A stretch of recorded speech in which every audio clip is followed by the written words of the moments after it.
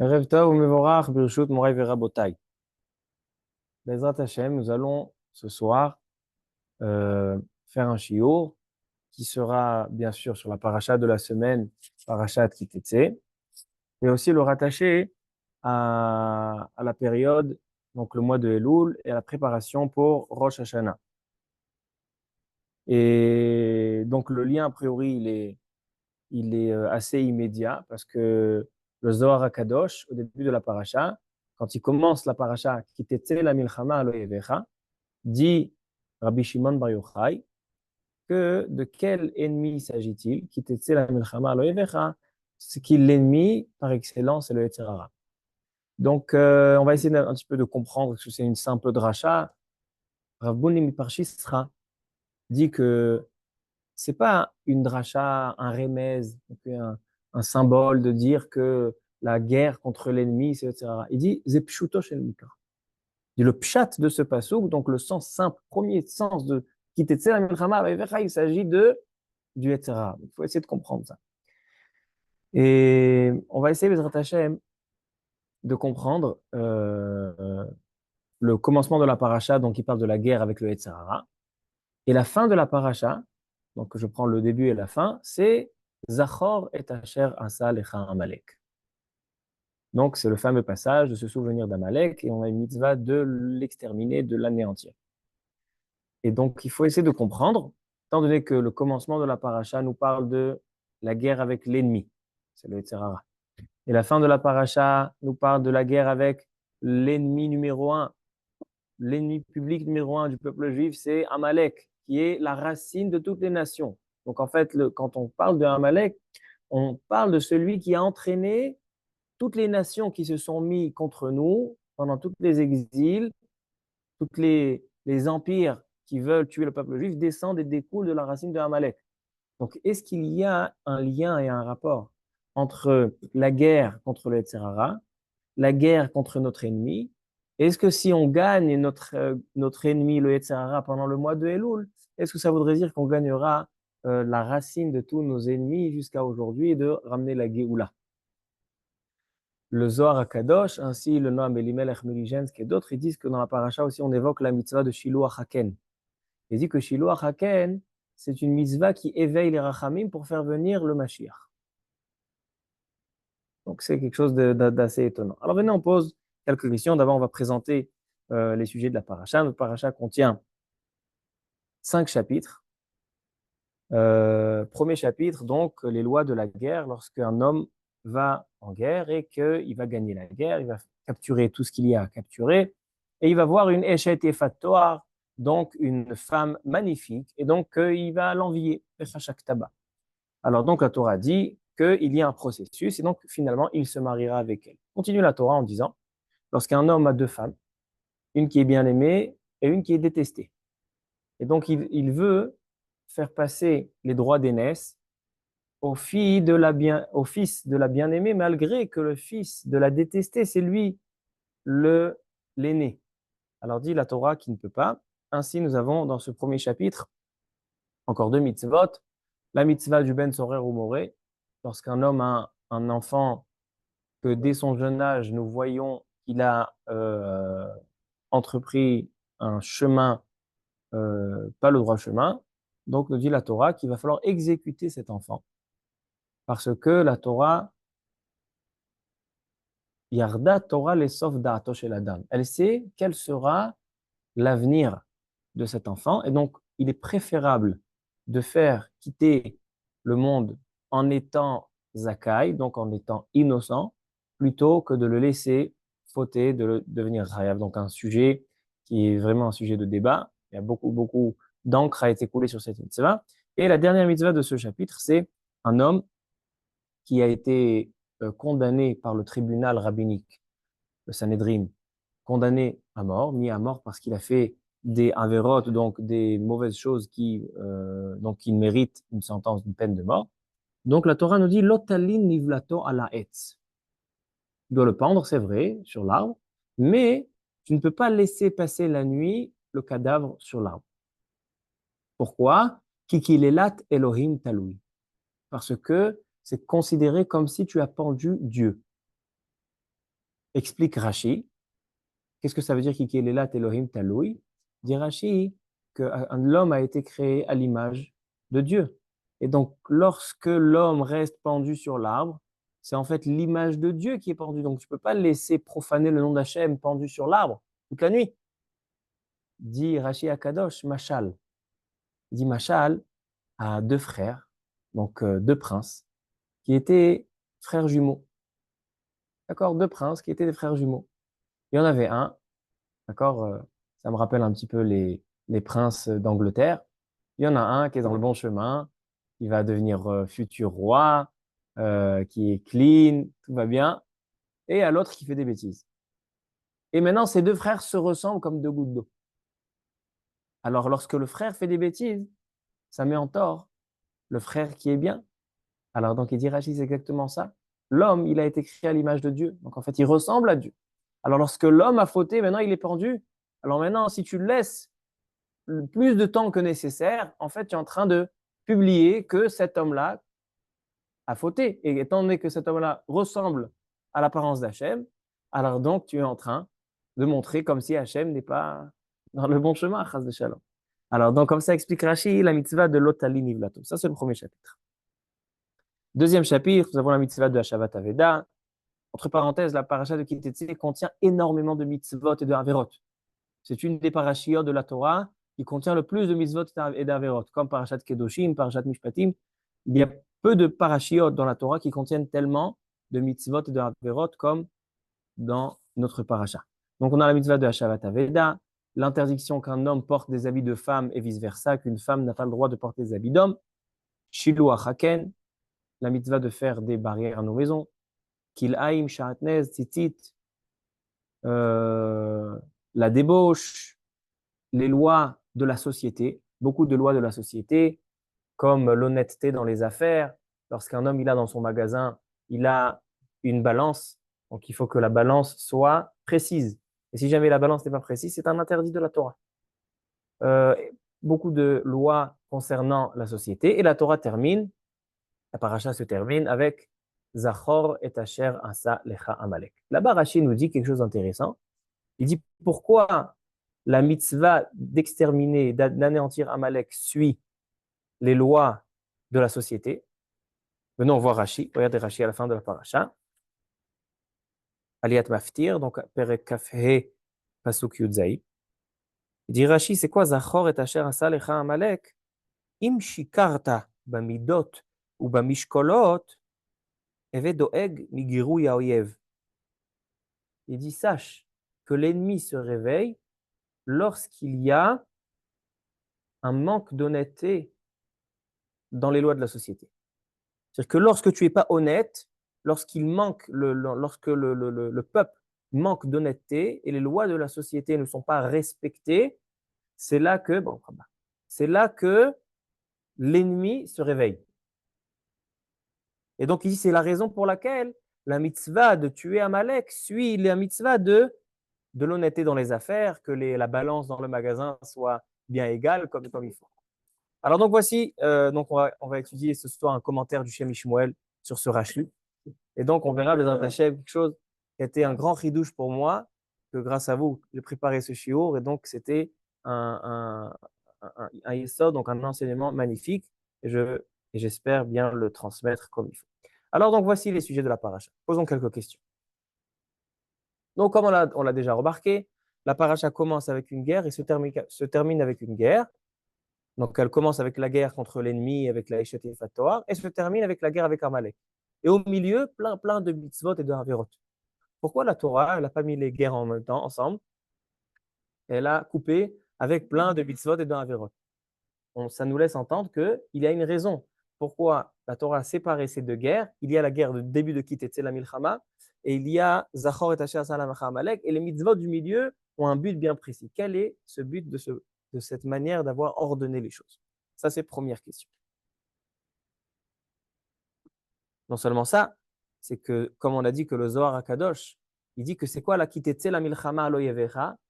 Qui c'est le Oyev? Dit le Zohar HaKadosh, c'est le Yetzirara. Donc la guerre dont on parle, qui c'est l'ennemi? C'est le Yetzirara. Donc est-ce qu'il y a un rapport entre la première guerre, qui est la guerre avec le Yetzirara, et la guerre de Amalek? Est-ce qu'il y a un rapport entre les deux? Deuxième remarque. Si on étudie Rashi dans la paracha, on voit que la paracha, les mitzvot, on a dit que la paracha Kitetse contient énormément de mitzvot. Et on voit que la manière comment la Torah a construit l'ordre de ces mitzvot de la paracha, alors donc, la manière comment ça a été ordonné, c'est selon le principe de mitzvah, goreret mitzvah, et avera, goreret avera. Mitzvah, goreret mitzvah, avera, goreret avera. Pourquoi? Venons voir Rashi. Regardez le premier Rashi, enfin au début de la paracha, Perek Kaf Aleph, Pasuk Yud Aleph. Il est écrit dans la Torah, dans le Pasuk Yud Aleph, Veraïta Bashivia, tu sors en guerre, tu as capturé, tu as gagné la guerre, la main haute. Et voilà, Veraïta Bashivia, Eshet Efat Toar, Vechashaktaba, tu vas envier cette belle femme, Velakarta Lecha Leisha. Et la Torah te permet de prendre cette femme en tant que femme. Tout le monde connaît qu'il y a eu comme roi d'Israël qui a pris une Eshet Fator qui s'est mariée avec elle, David Amelech. David Amelech s'est marié avec une Eshet Yefat Toa. Dit Rashi. Lo dibra Torah, ça c'est les paroles de nos sages dans Masechet Kiddushin que Rashi rapporte. Lo dibra Torah et la keneged yetzerara. Lorsque la Torah nous a permis de prendre une femme, donc une femme non juive, une femme qui vient de l'ennemi, elle, en fait, la Torah a permis cette interdiction, parce que c'est une interdiction de se marier avec une non-juive, mais la Torah a permis l'odibra Torah keneged yetzerara. Elle a permis par rapport au yetzerara. Pourquoi? Sheim en Akadosh Baruch Hu matira, parce que si Akadosh Baruch Hu ne la permet pas, il se mariera avec elle avec interdiction, parce que la Torah sait qu'il n'arrivera pas à surmonter cette épreuve de ce yetzerara. Donc elle dit à la Torah, donc je te permets. Avalim nesa'a. Par contre, s'il se mariera avec elle, sofo liot son'a. Qu'est-ce que ça va engendrer? Qu'il la détestera. C'est pour ça que la paracha, la mitzvah qui suit la mitzvah de Eshet Fatoar, c'est lorsqu'un homme il a deux femmes, une aimée, une détestée. Pourquoi il a cette femme détestée? Parce que c'est la femme Eshet Fatoar. Et non seulement ça, Vesofo lolid mimena ben sorer ou more. La Torah dit il a deux femmes et il veut faire passer les droits d'aînesse. Et la mitzvah d'après, c'est quoi? C'est l'enfant renégat, le ben sorer ou more. Donc en fait, c'est quelque chose. Donc là, on voit ici que la paracha, elle est construite sur le principe de mitzvah goreret mitzvah, avera goreret avera. Tu as fait quelque chose de pas bien, ça engendre que une mauvaise action va faire naître une mauvaise action. Une bonne action va faire naître une bonne action. Et ainsi toute la paracha. Si on voit Rashi tout le long de la paracha, on retrouve ce principe. Peut-être on voit encore un endroit, on voit ce inyan-là.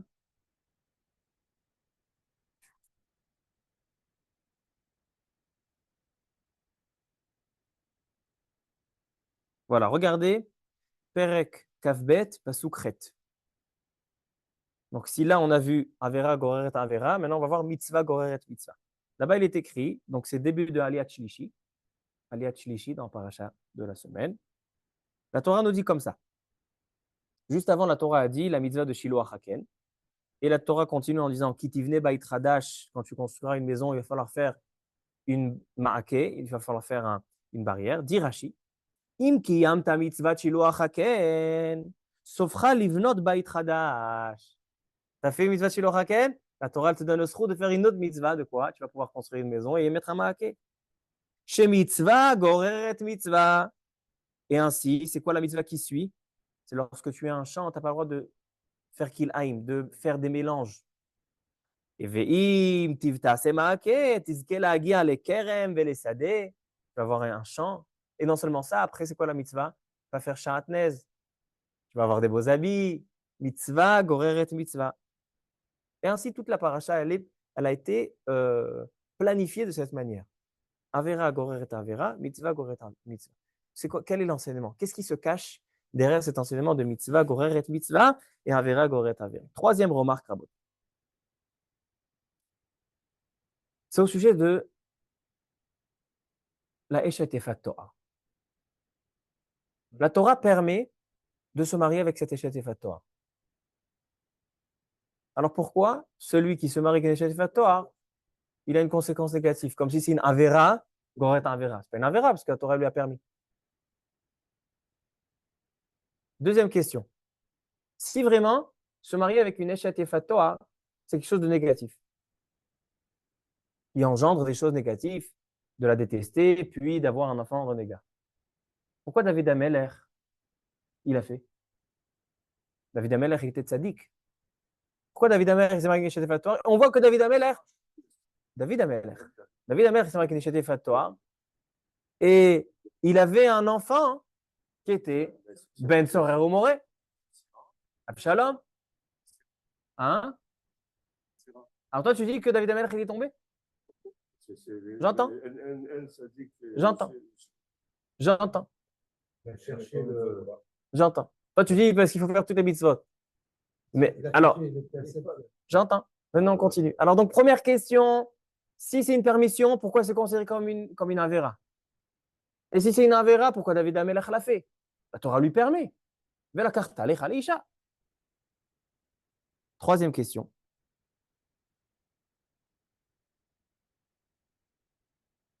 Il est écrit, ça c'est la dernière question avant de répondre à notre enseignement sur la paracha. Le Harizal, dans son livre L'Ikouté Torah, apporte le Zohar HaKadosh. Et il dit le Harizal comme ça. Ki tetze la milchama alo yevecha. Dit le Zohar, c'est quoi le oyev? L'ennemi, c'est le Yetzirah. Quand c'est le moment propice pour faire la guerre contre le Yetzirah, quel est le moment idéal pour faire cette guerre? Ki tetse, qui valeur numérique de 30. 30, ce sont 30 jours. Termine le Zohar en disant Ubarta et avi ave etima, la Eshet Efat Torah, elle doit s'amochir, elle doit se laisser aller, et elle doit pleurer la maison de son père, Yerach Yamim, un mois. Dit le Zohar HaKadosh, Da Yarcha de Elul. C'est quoi ce mois-là?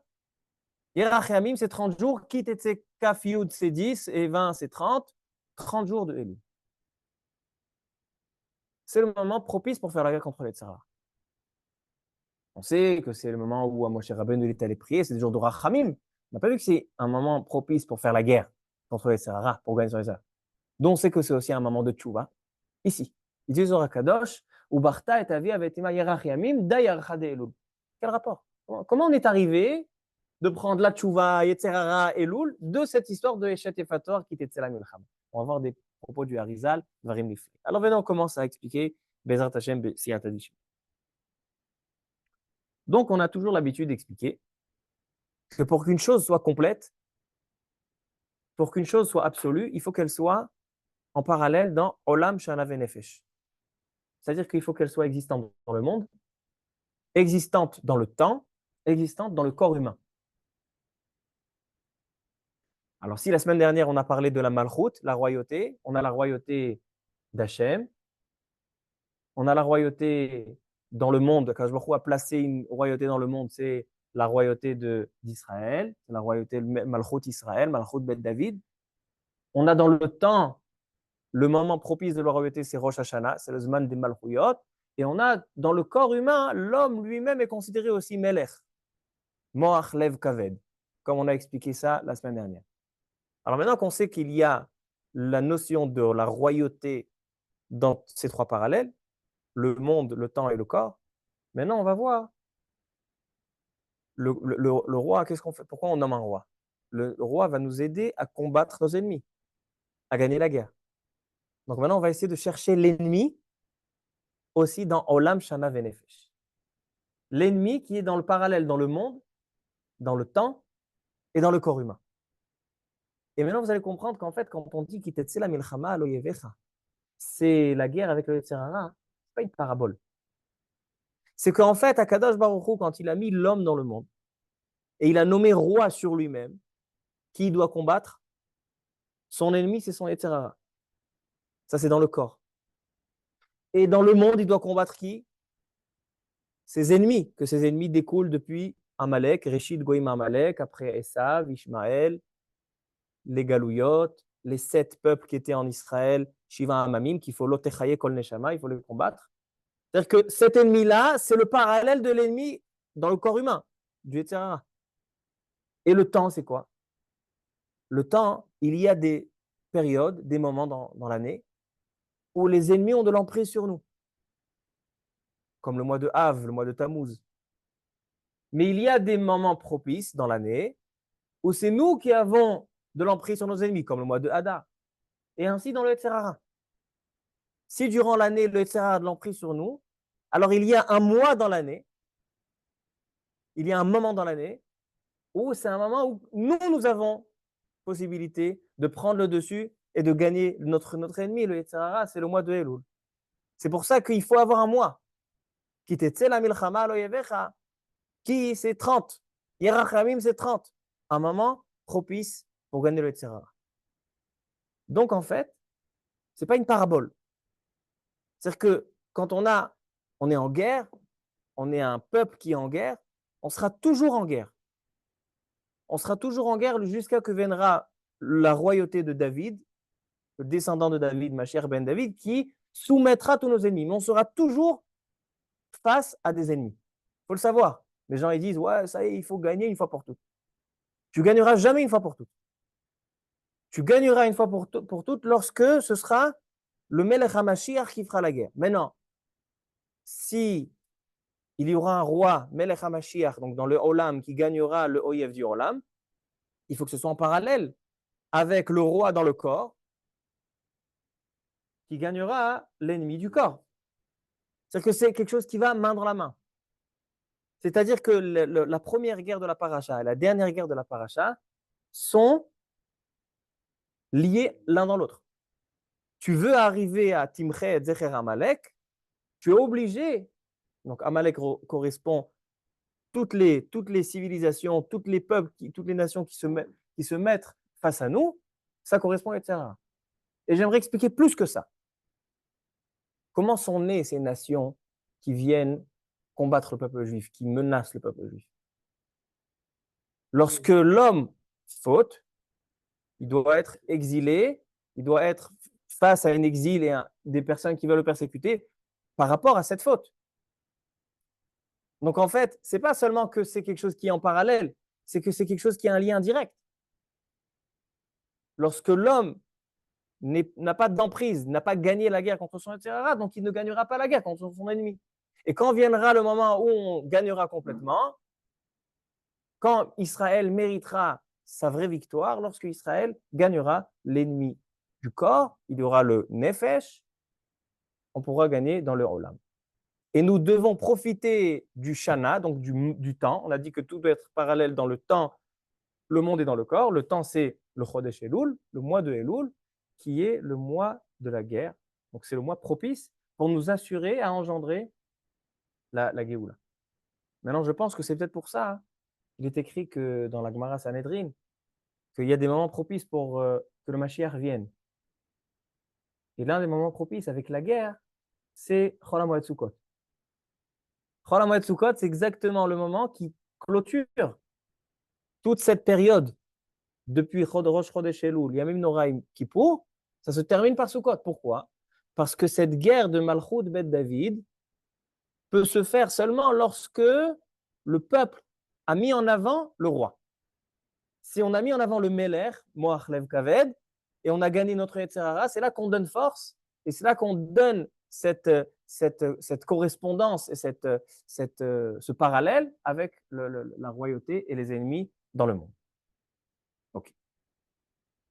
Ça, c'est donc le Yesod qu'on va essayer d'expliquer ce soir. On va essayer de le découvrir d'après les écrits du Shem Ishmuel et du Pré Tzadik, Rabbi Tzadok à Kohen Meloubli. Alors venez, on voit doucement, doucement. Il dit le Arizal dans l'Écouté Torah. Que chez Adam Yotze Leilachem Beitzro, lorsqu'un homme va pour faire la guerre contre son Yetzirara.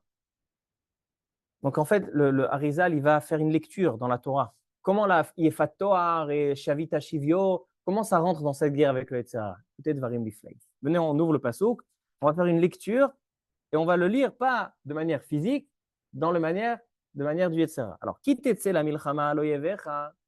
Lorsque tu sortiras en guerre contre tes ennemis, oyevecha c'est au pluriel. Unetano Hashem Elokecha beyadecha, et Akadosh Baruch Hu te le donnera à ta merci dans tes mains, Veshavita Shivio, et tu pourras capturer. Première remarque, on commence le pasuk au pluriel et on le termine au singulier. Kitetse la milchama aloyevecha, contre tes ennemis, Unetano, on aurait dû dire Unetanam. Et il dit, donc en fait, tu sors en guerre contre ton ennemi, c'est le Yetzirah. Et donc Dieu te le donnera à ta merci, parce que quand tu vas en guerre contre le Yetzirah, Dieu te donnera la possibilité de le gagner. Veshavita Shivio, et tu vas récupérer Shavita Shivio, tu récupéreras tout ce qu'il t'a pris. Qu'est-ce qu'il t'a pris le Yetzirah? Il t'a pris ton corps et tes membres. Parce que le Yetzirah va essayer de te faire des choses que la Torah ne veut pas que tu fasses. Donc, en fait, lorsque tu vas en guerre, tu vas Shavita Shivio. Tu vas capturer des captifs. C'est quoi les captifs? C'est ton corps et tes membres. Veraïta Bashivia. Maintenant, dans cette capture, tu vas voir non seulement ton corps, mais tu vas voir aussi Eshet Yefator. Tu vas voir la Eshet Yefator, c'est la Neshama Kedusha. C'est-à-dire que l'homme, lorsqu'il est en guerre contre le Tsara l'emprise sur lui, il n'arrive pas à définir et à observer sa Neshama Kedusha.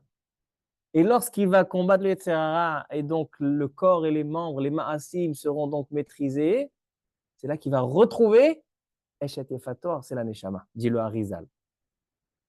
Continue le Harizal. Vechashak Taba. Maintenant, quand tu retrouves ta Neshama, tu l'envies. Tu as envie de te rattacher à nouveau, de connecter ta Neshama là où elle doit être. Vela karta lecha leisha. Tu te liras avec elle. Vahaveta el torbetecha. Vegilcha et rosha. Il va falloir lui raser les cheveux. Ve'asta et tzipornea. Lui couper les ongles ou bien lui faire pousser les ongles. C'est quoi ça? Il dit le Harizal. Il dit Vegilcha et rosha. Il faut enlever les choses qui sont dans la tête. C'est quoi? C'est les emunot raot. Vous savez que les cheveux, d'où ils viennent les cheveux? Ça vient des liquides qui sont extraits du cerveau. Motare alechot shebamoach. Les cheveux poussent. Motare alechot shebamoach. Les cheveux, ça vient des marchavot du cerveau. Hein, ça ne veut pas dire que celui qui n'a pas de cheveux, il n'a pas de cerveau. Ok? D'accord? Calmez-vous, calmez-vous. Je n'ai pas dit ça. En tout cas, les cheveux poussent des motare alechot. Ça vient des motare alechot du cerveau. Donc en fait, lorsqu'on dit que la Eshet Efator, il faut lui couper les cheveux, c'est qu'on prend la Nesha. Et il faut lui enlever les marchavot raot, les mauvaises émounot, les mauvaises réflexions. C'est quoi Ve'asta et Tipornea? Tipornaim, c'est des choses qui sont en trop, qui poussent, c'est des motarot. Ce sont des choses qui sont des, comment on dit ça? Des excroissances, des choses qui sortent, qui sont inutiles, et donc on peut les enlever, on peut les couper. Il dit ça, c'est la neshama aussi, il faut lui enlever, il faut après, dès que tu veux faire tchouva, il faut t'enlever, te couper les motarot, les choses qui vont t'attirer vers le monde profane. Ensuite, pasuk gimel, vehesira et simlat shivia. Dans les slichot, et ainsi dans les prières de Rosh Hashanah Kippour, quand on dit à Hachem, Hachem, nettoie-nous de nos péchés, on donne une parabole, c'est fais-nous la lessive de notre linge. Vesira et simlat shivia, elle va enlever, la neshama pourra enlever ces habits qui ont été tachés par des fautes, dit le Harizal. Et après quoi? Après que tu as fait ces trois choses, Ubarta et avia ve'etima yerach yamim, un mois, c'est le mois de Elul. Donc il dit le Harizal au nom du Zohar HaKadosh, cette guerre-là, c'est vrai que c'est une guerre physique, Baolam, mais chaque guerre physique Baolam, elle a une correspondance, un parallèle dans le Nefesh, chez le corps humain, et c'est exactement la même guerre. Explique le Shem Ishmuel, et il dit, ces trois choses-là, les cheveux, les ongles et l'habit, la robe, il dit c'est des choses qui correspondent au corps, à l'âme et à la réflexion. Gouf, nefesh, vesechel. Parce que de la même manière, dit le Shem Ishmuel, qu'ils sont existants dans la Kedusha, ainsi ils sont existants dans la Touma. Et il dit, c'est comme ça que le Baal Tchouva doit procéder. Il dit, le Baal Tchouva, il doit procéder de ces trois choses. Le gouf, le corps, donc ce sont gouf, nefesh, vesechel, neged gilo acharosh, ze asarat ha'emunot haraot. D'abord, il faut nettoyer la pensée, la réflexion, rectifier la réflexion. Ensuite, il faut rectifier les motarot, c'est-à-dire les choses qui sont supplémentaires, qui sont inutiles. Vouba asiyat taharat agouf. Et c'est quoi la birria? C'est quoi le pleur? Le pleur, c'est la nefesh, le regesh. Donc on a gouf, nefesh, vesechel. Le pleur, il est là pour le nefesh. C'est pas les pleurs de regretter le bon vieux temps. C'est vrai, c'est une belle erreur. Belle erreur. L'échette effatoire, elle pleure comment elle était bien avant. Peut-être que la neshama, elle pleure comment elle était bien avant la faute. Hein? Ubarta et Avi avait été qui c'est le vrai père et mère de la neshama? C'est lorsqu'elle était qui c'est à Kavod. C'est ça ce qu'elle regarde. Donc encore avant le moment d'avant. Ça, c'est la position du Shem Mishmuel. Maintenant, essayons d'approfondir un petit peu plus.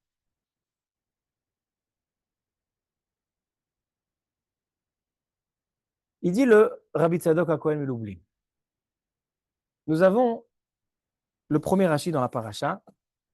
Qu'est-ce qu'il dit le premier Rashi dans la paracha? Kitetze la milchama alo yevecha, bemilchemet hareshut akatuv medaber. Vous savez que dans les guerres, dans le peuple juif, il y a deux sortes de guerres. Il y a milchemet mitzvah et il y a milchemet hareshut. Il y a une guerre qui est une mitzvah de la faire, il y a une guerre qui est facultative. La guerre qui est mitzvah, c'est la guerre pour conquérir Eretz Israël.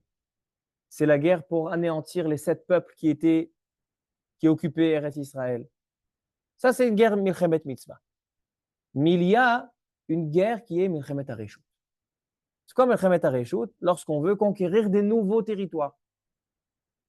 Lorsqu'on veut faire des guerres parce que des choses qui ne sont pas obligatoires. Milchemet hareshut. La loi de Kitete la milchama alo yevecha, il dit le sifri, comme il dit Rashi, c'est pas milchemet mitzvah, c'est milchemet hareshut. Parce que si c'est... Pourquoi il dit ça, Rashi? Parce que si on parle de milchemet mitzvah comme une guerre contre les 7 nations qui étaient occupées Eretz Israël, il est écrit là-bas, Lotehaye kol neshama, tu dois tuer tout le monde. Donc comment il reste une échette effatoire? Donc forcément, s'il reste une échette effatoire, forcément que ce n'est pas la guerre contre les Shiva Amamim, contre les 7 nations, parce que si c'est ça, il fallait tuer même les femmes. C'est une milchemet hareshut, et là, il peut y avoir un veraita bashiva échette effatoire. Comme ça, il dit le sifri. Regardez comment le Rabbi Tzadok Amloublin, il va approfondir ça. Il dit comme ça. Bien sûr qu'il y a. C'est une guerre. C'est une guerre, c'est-à-dire que la milchemet hareshut, c'est une guerre qui a été planifiée, c'est une guerre qui a été entreprise par l'homme. Il n'a pas été forcé à le faire. C'est là où il a rencontré Échette effatoire. C'est quand c'est fait reshoot. Alors justement, c'est que quand il va, alors c'est ça, justement ça ce qu'il va expliquer. C'est ça ce qu'il va expliquer le Rabbi Tzadok HaKohen Meloubli. Il dit comme ça. Il dit, on a dit que quoi? Que chaque ennemi dans le monde est en parallèle avec un ennemi dans la personnalité de l'homme, chez l'humain. D'accord? Donc en fait, Rabotai, d'avoir un ifla beoter, il dit, combien il y a de nations qu'on doit anéantir complètement en Eretz Israël? 7. Shiva Amamim. D'accord? Ce sont Chiti, Yevoussi, etc. Maintenant, qui sont les 3 têtes des nations? C'est Amalek, Esav et Ishmaël. Amalek, Esav et Ishmaël, plus ces 7 nations. Ça fait en tout 10. Nous savons que tout pouvoir, toute énergie de Kedusha dans le monde, c'est avec le chiffre 10. Ce sont les Esser Sfirot. Chokhma, Bina, Dat, etc. Et en parallèle, il y a 10 forces de Tum'a, 10 forces d'énergie négative, qui est aussi de chiffre 10. 3 supérieurs, et aussi dans les sphérotes, il y a 3 supérieurs et 7 inférieurs. Chokhmah bina vedat, c'est le roche, c'est la tête. Et après, il y a le corps qui découle de la décision de la tête, ce sont les 7. Exactement comme ça dans les nations. Il y a les 3 têtes, c'est Amalek, Esav, Ishmaël. Et il y a les 7 qui découlent, ce sont les Shiva Amamim. Et dans tout cela, il y a marqué Lotehaye kol neshama. Ceux-là, il faut les anéantir complètement. Et il dit, ces 7 inférieurs, en fait, eux sont les têtes de tous les 70 nations. C'est que le chiffre 10, le 1, le 10, c'est une seule entité, le minyan. Donc, en fait, c'est 1. C'est ça que 10, c'est 1 et 0. 20, c'est 2 et 0. C'est-à-dire que 1 représente les 10. Alors, donc, il dit, les Shiv'im Umot, les 70 nations qui sont face au peuple juif, donc en fait, leur tête, d'où ils puisent leur énergie négative, de ces 7 Umot qui occupaient en Eretz Israël. Et ceux-là, qui est leur tête? Les 3 nations, Amalek, Esav et Ishmaël. Alors, il dit, le Rabbi Tzadok HaKohen Lublin, c'est la raison pour laquelle chez l'homme aussi, il y a comme ça.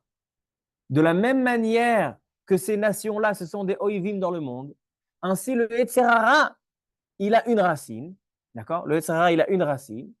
Reshit Goïm Amalek, il a une racine. Et d'où vient cette racine? D'où vient la racine du Yetzer Hara?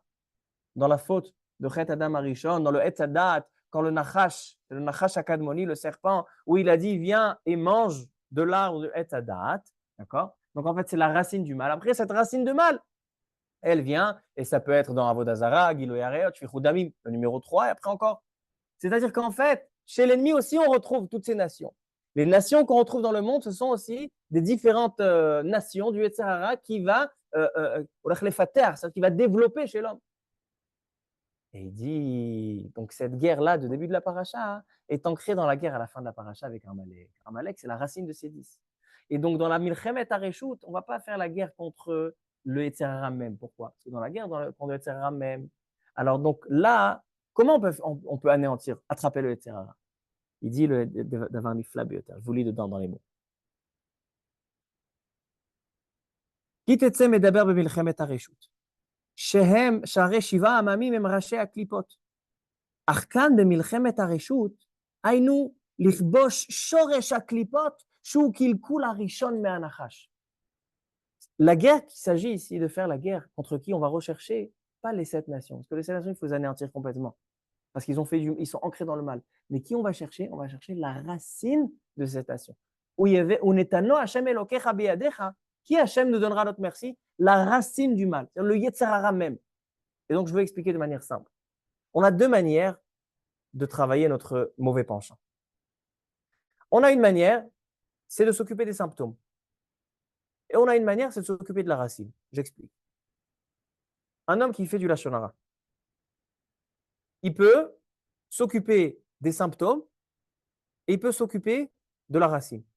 C'est quoi s'occuper des symptômes? Il parle du Lashon Hara, alors maintenant il dit voilà, moi, je ne parle plus du Lashon Hara, je fais Ta'anit Dibour. Qu'est-ce qu'il a fait? Il est en train d'empêcher les symptômes de se reproduire. Mais s'il veut rectifier ce problème de Lashon Hara à sa racine, qu'est-ce qu'il va faire? Il va essayer de se dire attends, mais pourquoi je parle du Lashon Hara? Parce que je vois mon ami, je vois du mal de lui, mais moi aussi j'ai du mal. Moi aussi je fais des choses pas bien. Et même lui, si j'essaye de bien juger, peut-être que lui fait de bonnes choses.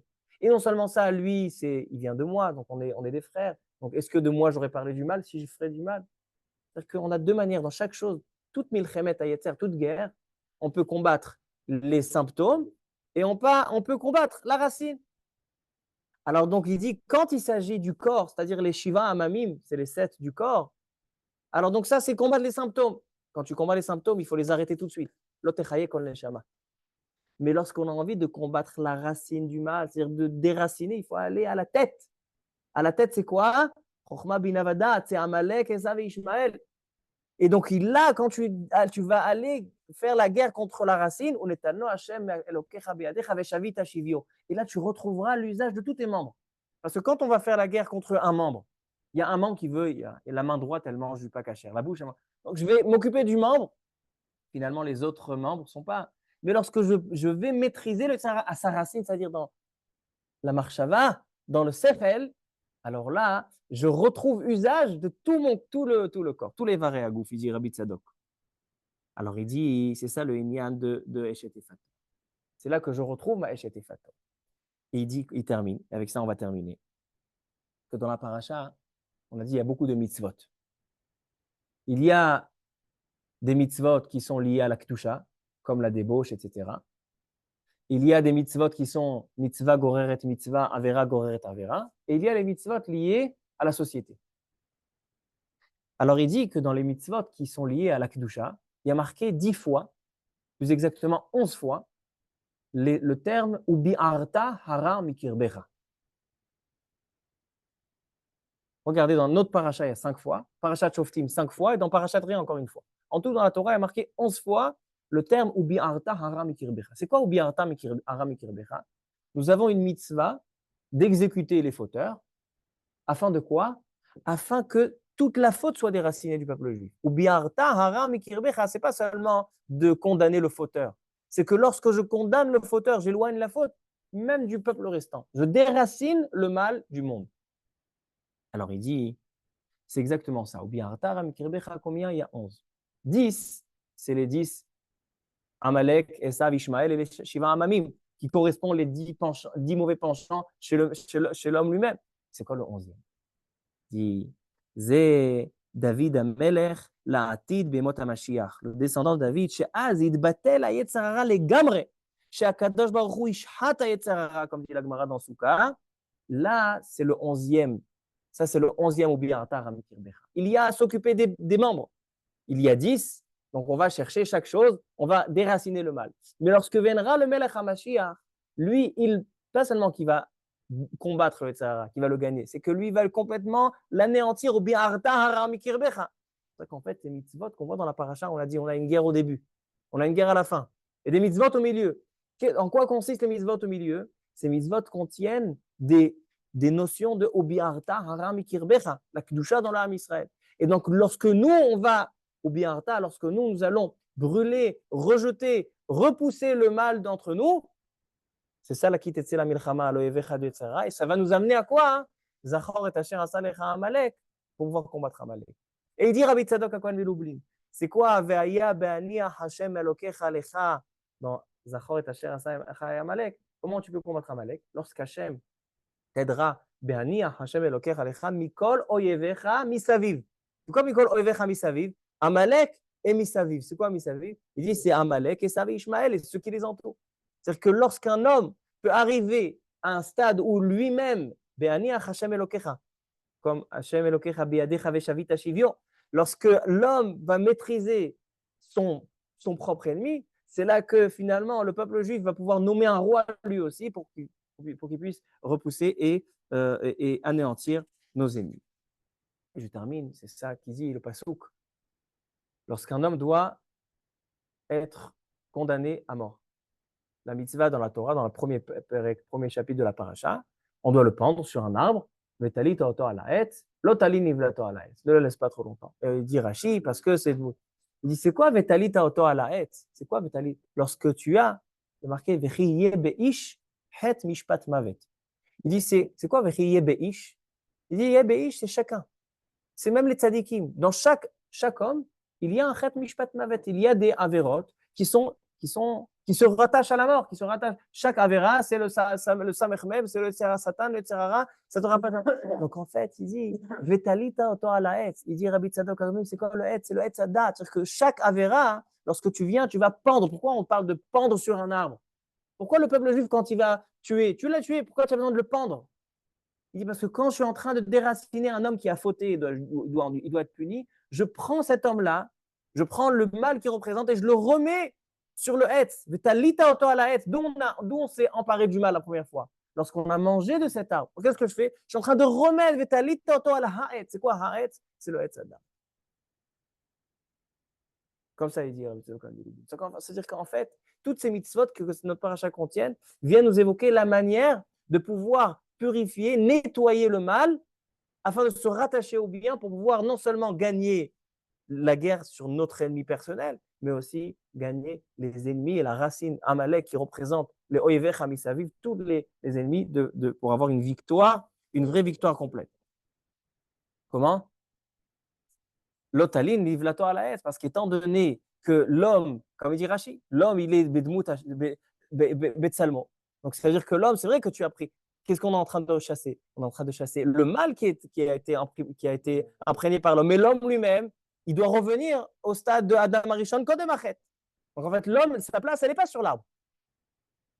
L'homme doit aller redéposer ce qu'il a pris à l'arbre, mais après, je dois l'enlever. Parce que l'homme, il n'appartient pas à l'arbre.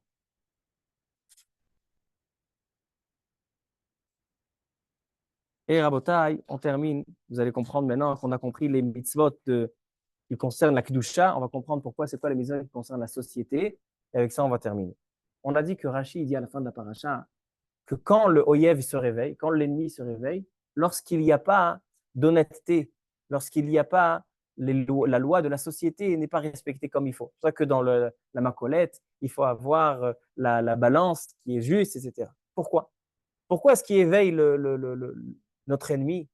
Ce sont particulièrement les mitzvot liés. On a dit que non, on a dit qu'en fait, ce qui éveille l'ennemi, c'est lorsque le mal, le tzara, prend de l'ampleur.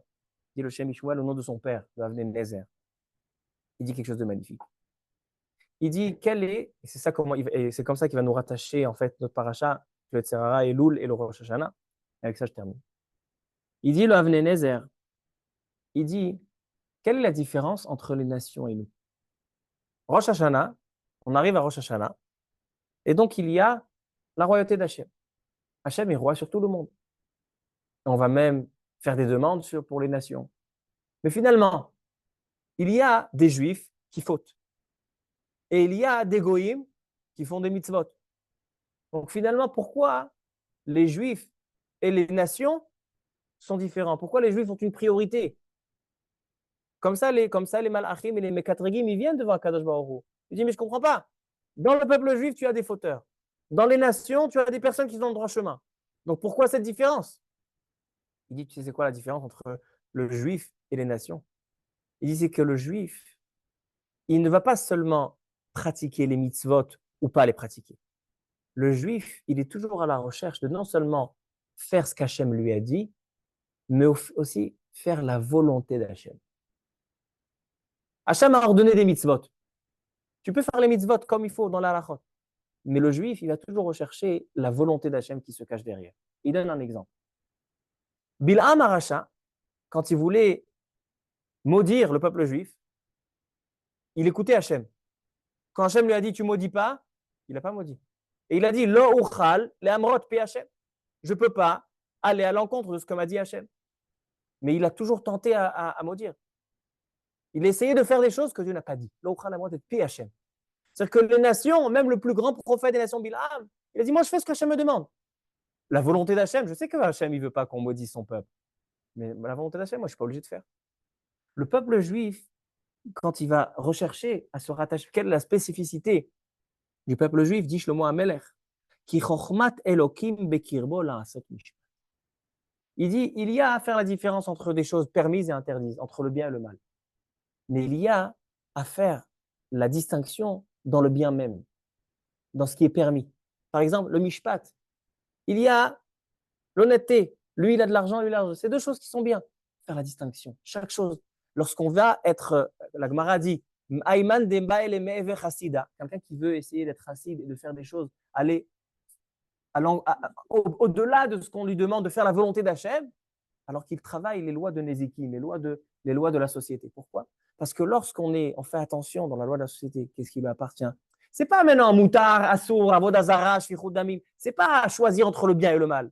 C'est choisir, est-ce que ces 20 shekels, ils vont chez Rabbi Gilbert ou ces 20 shekels, ils vont chez Rabbi Hillel. Ce n'est pas des choses grandioses, mais finalement, ces petits détails aiguisent chez l'homme, chez le juif, quel est le ratzon Hachem. Lorsque tu aiguises ta réflexion à réfléchir même sur des petites choses, c'est là que tu essayes toujours de réfléchir quelle est la volonté d'Hachem à ce moment-là. Et c'est ça la différence entre l'homme. C'est pour ça que lorsqu'il dit, quand Amalek vient, Amalek qui est la tête des nations, quand il vient, parce qu'Amalek, il dit, pourquoi les Juifs et pas nous? C'est à quel moment? C'est lorsque tu ne fais pas attention aux mishkolot et aux midot, aux petites choses de la société. Parce que là, tu as montré qu'en fait, tu ne vas pas rechercher le Retzon Hashem. Tu ne vas pas rechercher le Retzon Hashem. Tu fais ce que Hashem te demande, Moutar Assour. C'est ça, en fait, Rabotai, ça se rattache avec ce qu'on a dit tout à l'heure. On a dit on a deux manières de travailler, de combattre le Yetzirah. On a à combattre les symptômes. Ça, c'est quelque chose que je ressens depuis des années. Mais là, j'ai retrouvé le makor à ça. On a le Yetzer Hara. On a des choses qu'on ne fait pas bien, des mitzvot qu'on ne fait pas bien, des avérotes qu'on va commettre. Mais on a deux manières de combattre. Ou bien les symptômes. Voilà, si jusqu'à maintenant, je me levais tard, ça y est, je me lève tôt. Je change de symptôme. Si jusqu'à maintenant, je parle du Hashonara, tu as un Dibour, je ne parle pas avec les gens, c'est sûr que c'est important de le faire parce qu'il faut arrêter de faire du mal. Mais finalement, c'est seulement combattre le symptôme. Et nous, ce qu'on essaye, c'est d'aller à la racine. Pas seulement au ma'aseh, à la marshava, comme il dit. Ce n'est pas seulement les mitzvot d'Hachem, mais c'est d'aller rechercher le retzon Hachem. Comprendre pourquoi j'arrive à ces avérotes, pourquoi je fais ces avérotes et comment ma volonté sera de ne pas faire ces avérotes. D'accord? Il y a un homme qui veut manger, il est au régime. Il veut manger, mais il se retient. Il se retient. Et encore, il se retient. À la fin, il craquera.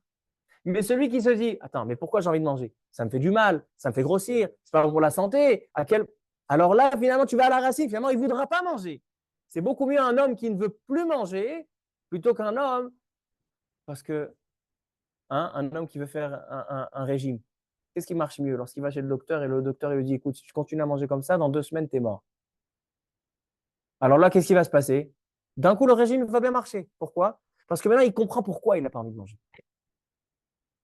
Et c'est comme ça qu'on doit être dans chaque chose.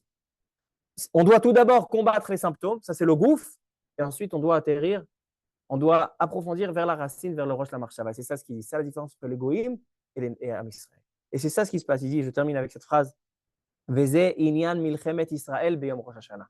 Et c'est ça la guerre du peuple juif le jour de Rosh Hashanah. Umachamat Israël kdoshim, verodfim achar kavanat Torah, dit le Shem Mishmuel. Le peuple juif ne va pas rechercher seulement fait être bien dans les lois. C'est d'aller rechercher la kavanat Torah. Mekadshim atzmam bamutar lahem. Et même les choses qui sont permises, ils vont essayer de chercher. Alken notzrim badin. C'est comme ça qu'ils gagnent le din. Et c'est pour ça, hein, il dit le Shem Mishmuel, qu'on a besoin d'un mois de préparation. Pourquoi on a besoin d'un mois de préparation? Pourquoi le Zman de Tchouva, on a posé au début du Shiur? Comment le Zohar Kadosh, il a dit, quitte et c'est 30 et Yerach Yamim? Il dit, parce que étant donné que le mois de Elul, il y a les 13 mesures de Rachamim, les 13 couloirs de miséricorde qui s'ouvrent dans le monde, comme on l'a vu. Alors ainsi, chez le Juif, mit oreret omekalev yoter mirde midato. On doit savoir que pendant le mois de Elul, de la même manière qu'Hachem ouvre son cœur, parce qu'il va nous apporter de la slicha, le pardon, ainsi, nous, notre cœur, il s'ouvre pendant le mois de Elul. Ça, vous savez ça? Vous avez su ça avant? Moi, je ne savais pas ça. De la même manière qu'Hachem ouvre son cœur pendant Elul, notre cœur à nous aussi, il s'ouvre pendant le mois de Elul.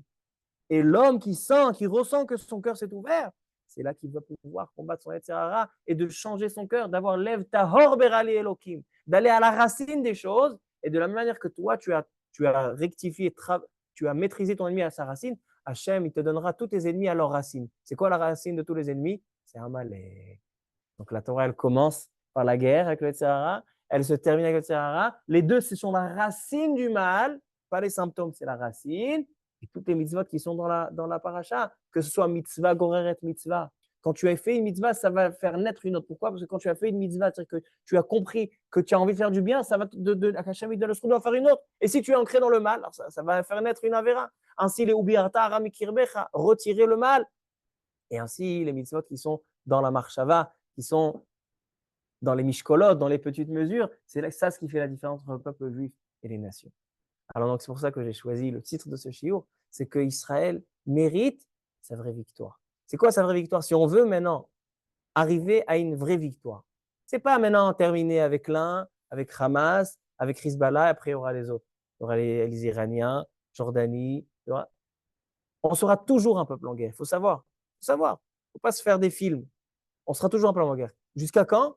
Qu'il y aura Malchut Ben David qui soumettra toutes les nations. Et qu'est-ce qu'il va faire ce Mashiach Ben David? Qu'est-ce qui se passera à ce moment-là? Dit la Gemara dans Masechet Sukkah.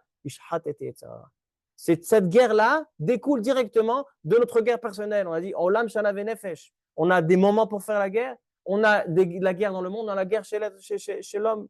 Alors si on profite de ce moment-là, de ce mois de Elul, où notre cœur s'ouvre, comme Hachem a ouvert son cœur, chez nous aussi, il y a quelque chose qui s'ouvre parce qu'on est Bedmout, Betselem Elohim, on est rattaché à Hachem.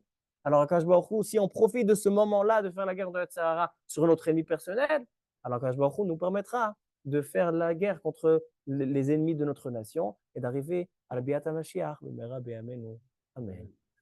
Baruch Adonai Le'olam. Amen ve'amen. המרחם על כל בריאותיו ויחוז ויכול וירחם על נפש שמה שנפטרים של טוב מן העולם.